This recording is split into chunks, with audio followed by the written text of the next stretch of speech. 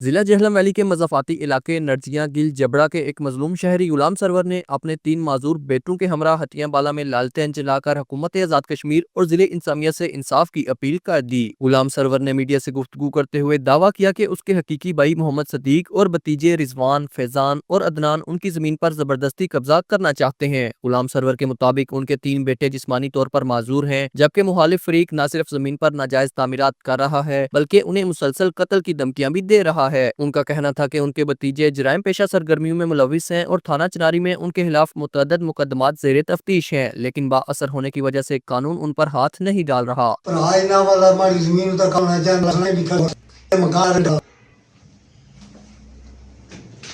وزیر اعظم صاحب سے، آزاد کشمیر وزیر اعظم صاحب سے اپیل ہے خدا کے میری مائی کی ہے، نہ غریب آدمی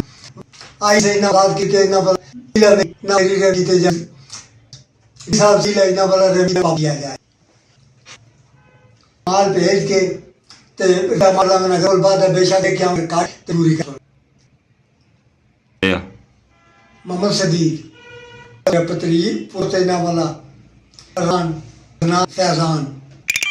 محمد صدیق کاغذ ہو رہی ہے، پتریہ کاغذ ہو رہے ہیں تو کاروائی سے خاص دیتی ہے آئی بات کر خواہ ایسی جڑی میں تاسے نہ بلا پولیس سنوان دینی